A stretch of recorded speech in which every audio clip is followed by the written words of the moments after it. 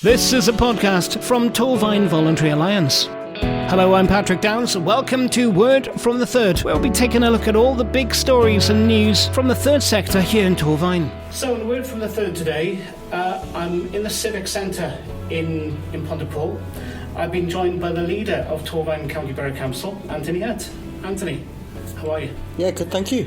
So, kind of want to find a few things about you, really. What you were like in school, growing up, how you got interested in politics, that sort of thing. So can you tell me a bit more about you growing up? Very happy childhood, really. I always liked school. I always enjoyed going to school. I always enjoyed doing things outside school. Football, rugby, athletics, cycling, all the things that I loved doing when I was a kid. And I used to be out all hours, sort of from dawn till dusk when we weren't at school, playing with my friends down the local park, and had a happy memories of growing up. So you mentioned a lot about sport then. Any favourite subjects, or was sport more your thing? No, I like the school side of things as well. History and geography I always loved. I loved learning about other places, other cultures, other times, and very much an interest in that. But I enjoyed most subjects at school. I was a bit sad like that. So another question, I suppose, really, was music a big part of your growing up? Yeah, big time.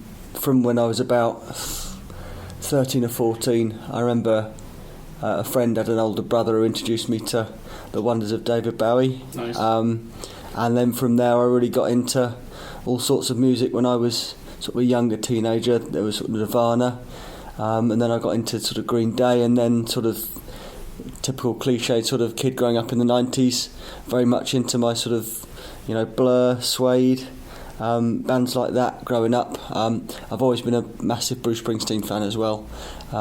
He's a big musical thing of mine. But yeah, music, going to gigs has always been a big part of my life. I volunteer at Glastonbury as well, which is something that I love doing. Music and everything that surrounds it for me has been a big part of my life. What would be the first gig you saw then? The first big gig I went to was Blur at Mile End in 1995. Wow.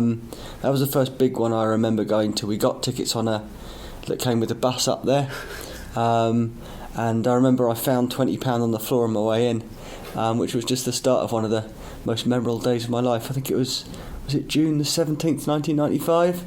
So I was 15 years old, and that was really sort of a seminal gig of that era, and yeah, one I'll always remember. So basically, then 95, that was the year of the big battle of Oasis and Blur. I was always one of the strange people that refused to choose between Blur and Oasis. You did. So yeah. The thing is, you can like the both of them for different reasons. Yeah, indeed. So, tell me more about your love for politics now. How or when did that start happening? It was sort of gradual thing, really. My mum worked as a nurse in the NHS, and then in Sue Ryder Homes, and I saw sort of the impact of at that time a Conservative government on her work. My dad's a police officer, and it was also part of me being at school. I was always the one who stood for the school council, and I liked to try and help out other kids who were going through difficult times in that respect, and that sort of representative part of politics was always something. So it was a combination of the sort of the interest in national politics, but also the representational thing on an individual basis. I don't know, love for politics is an interesting question as well, because I don't always love politics, but it's a means to an end. It's a means to achieving improvements for for people. I'm not one of these people who's in love with the very sort of, I don't like any of the sort of the schmoozing or that side of politics. For me, politics is a means to an end. The last couple of years, we know they've been quite tough. What would you say has been the biggest challenge? It's been like, the last 2 years have been like a couple of waves, really. You had the immediate challenge of the pandemic and lockdown, and trying to make sure that people didn't feel too isolated, and the people that needed the help got the help. So that was a big challenge about that. And then more recently, it's turned more into a challenge about the cost of living that people are going through, and trying to help people. And some of the community response that was a key part of one, working with the third sector, working with community groups, I think is a key to addressing the latter as well, especially as long as we have a national government in this country that doesn't really respond to people's needs. So those are the two big challenges over the last 2.5 years now. Going back, I suppose, to one of your loves, Springsteen, what else makes you feel inspired? I'm inspired by working with people to get the best out of them. Too much in this world, people see being the leader as being the person put up on the pedestal. You like your Donald Trumps or your Boris Johnsons, who love being the person that's the centre of attention. I don't want to do that as a leader. I want to help bring others on, help make the most of the talents of other people, because none of us can achieve anything on our own. And I think that's a broken model of politics, if you will, a broken model of leadership, trying to be a big, strong person who can solve the problems of the world on their own. But if we can get, groups of people together, utilising the best of all of their talents, and maximise what those people can offer, make sure even the quieter people in the group, you can help sort of bring them out of their shell and help them to really maximise their potential. That's what inspires me. So this next question is three parts. The first part is, what's the most important thing that you've learned in your life? Second part, what was your life like before learning it?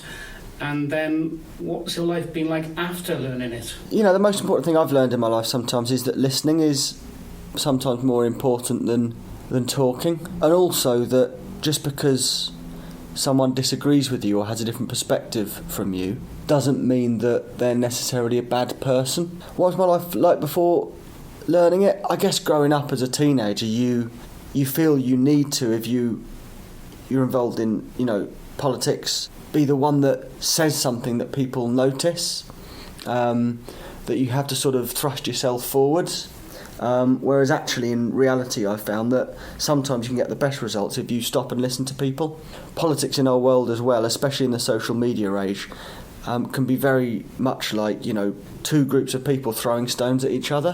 When actually if those two groups of people, instead of dividing into camps and sort of all saying how awful the other people are, sort of come together and talk about, okay, well, we don't agree on that, but what do we agree on? How can we work to make things better between us? Because neither of us have all the answers. That belief, I think, that people can disagree but still be in good faith. Sometimes politics challenges that optimistic view of the world in me, but that's what what I've tried to learn and what I've tried to find out. Because most of the time when I've been involved in politics, most of the people who I deal with are well-intentioned and did get into politics for the right reasons, even if I don't always agree with them. There are exceptions. The last week has challenged me in that respect. But yeah, I try and work with people and try and build bridges as opposed to building walls between people. So some quick fire questions. What one fact would people be surprised to know about you? I worked in America for a bit. I was the best male councillor 2001 in a camp in upstate New York. I really enjoyed that for a year, doing something completely different. Just after I graduated, working with kids outside in the sunshine, doing lots of sport and other activities. That was a really interesting year of my life that not a lot of people know about. Yeah, how did that come about? Well, I just graduated. I didn't know what I wanted to do immediately. I didn't, like a lot of people, take a gap year because I couldn't really afford to at the time. And I'd always worked. I had 4 paper rounds and a Saturday job by the time I was 15. Because I loved buying CDs, and that dates me, doesn't it now? In the world of iTunes and whatever else. So I'd always had so much going on, but I just I saw an advert for Camp Councillors USA and thought that'd be something really different. Chucked myself out of my comfort zone. Found that a really fulfilling experience. Would that be something that would be quite life-changing too? Yeah, it was. I mean, I've always loved working outside in the sunshine. I said I love sport, but working with younger people, just stepping outside my comfort zone a little bit in another country was something that, I probably learned more in that 6 months in some respects than I did in the 3 years at university prior to that. But yeah. Another quick question. What's the best compliment you've ever received? I think it was from someone who used to work with us, who said that, you know, I was the first leader they'd worked with that actually helped them grow as a person and made them feel listened to and that they could offer something. Someone who wasn't particularly self-confident before, that felt I'd help them, bring them out of their shell. That sort of thing is what I like. I don't look for compliments about what I do, but yeah, anything I can do to help, bring someone else on, I think that's the thing I like hearing about. What's the best tip that you have for making the world a better place? To listen to each other, to empathise, to just because someone doesn't agree with you, try and find out what their motivations are, what their instincts are, and why they don't agree with you, rather than just concluding that because they don't agree with you, they're a bad person. I think we can learn a lot from listening to each other, from especially across cultural divides, and trying to empathise with each other as opposed to trying to attack each other. Right, if you could have dinner with any 3 people, dead or alive, who would it be and why? Well, 3 people, that's a short list, that is, a small dinner table. I've already said Bruce Springsteen, because I think he's a really interesting guy and I love his music, so I guess he can have one of them. One of the most inspirational people I've ever worked with, although very briefly, was Mo Molam.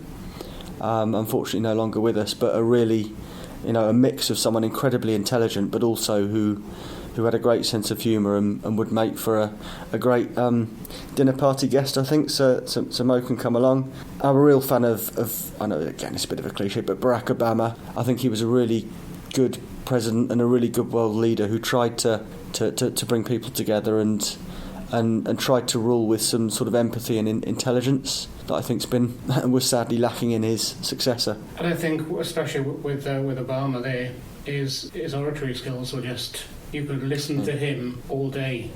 Yeah. And it's just, instead of having a dinner party, I know, how would you relax? Because day to day can be quite demanding. What would you do to relax? I love riding my bike. I'm a very keen road cyclist.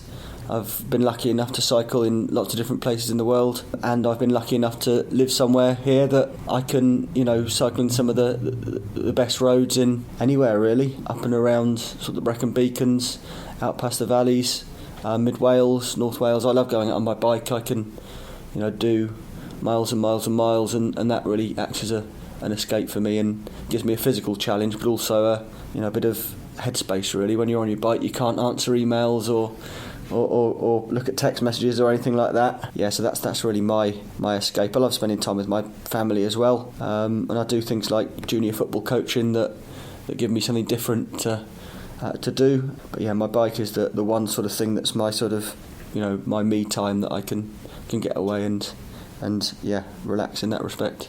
So finally, if you could turn back the time, talk to your 18-year-old self, what would you tell them? That it's not always about you. I think too much in our culture and in our political debate is people thinking it's about them. There was a great Nye Bevan quote that I was reminded of earlier this week, where his agent said to him, "Nye, you could have been Prime Minister." And Nye replied, "I never wanted to be anything. I wanted to do something." And I think that's a very important thing to remember. A lot of what we do, especially in politics, is based on trying to what you can be, how far can you climb up that ladder, when really our focus should be on what difference can we make for people. So I think if I was talking to my 18-year-old self, my 18-year-old self would probably ignore me and say, who's this middle-aged bloke talking this nonsense at me, buy me a beer. But yeah, I'd say that, but when you look back on your life at your end of your days, are you going to remember the ranking you achieved in life, or are you going to mention or are you going to remember the difference that you made to people's lives? And I'd like to hope it'd be the latter. So that's what I'd probably tell them. Antony Hunt, leader of Torfaen County Borough Council. Thank you. No problem, thanks for talking to us. And don't forget, if you want to contact TVA, Torfaen Voluntary Alliance, for anything regarding the third sector here in Torfaen, get in touch regarding funding, volunteering, any kind of support or governance. info@tvawales.org.uk. You can also find us on social media, on Facebook, Instagram and Twitter at TVA Wales, or of course on the website. It's all there at tvawales.org.uk. This podcast is produced by TVA, Torfaen Voluntary Alliance.